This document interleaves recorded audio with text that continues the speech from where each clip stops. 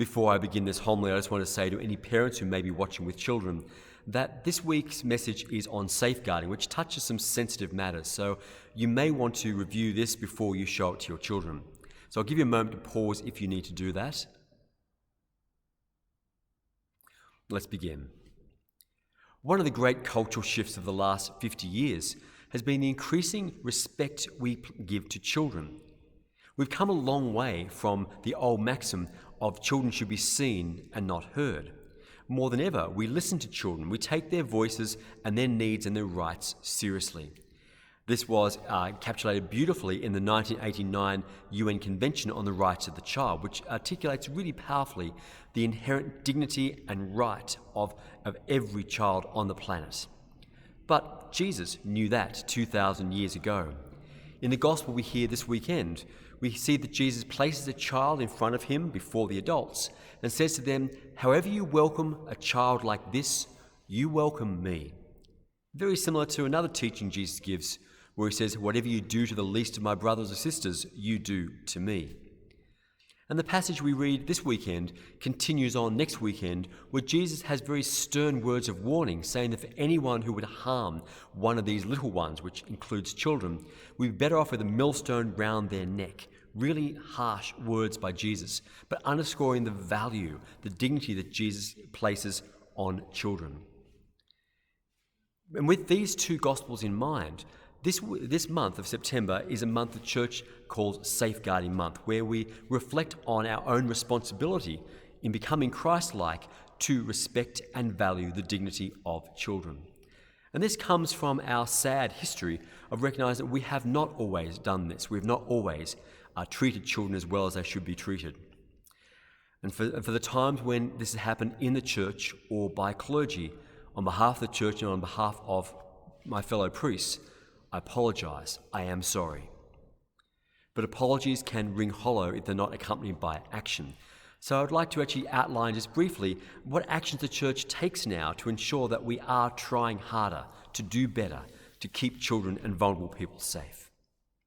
For the last 20 years, the Church has, like all of society, required any adult who is working with children to undertake a working with children check. It's a government background check which ensures that any adult who has a criminal history, which has any actions which are violent or would be of damage to children, is no longer able to work with children. So that applies to clergy like myself.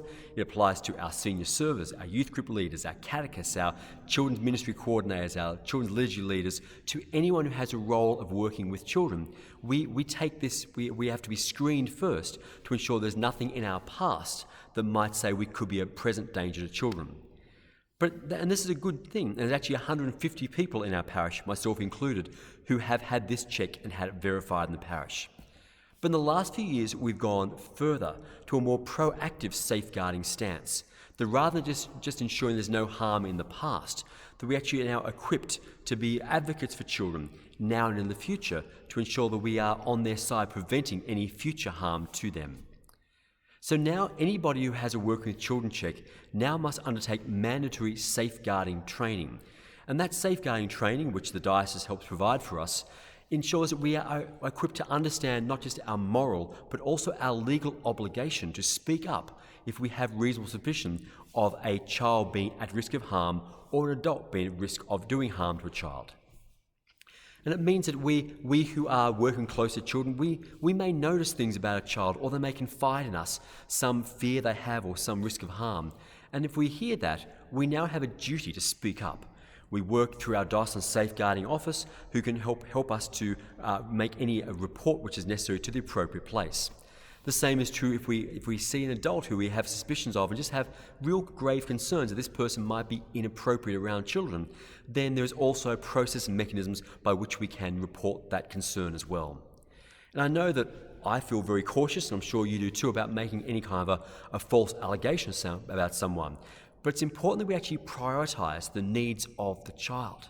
We've often been too cautious in the past and actually missed things that should have been spoken up about.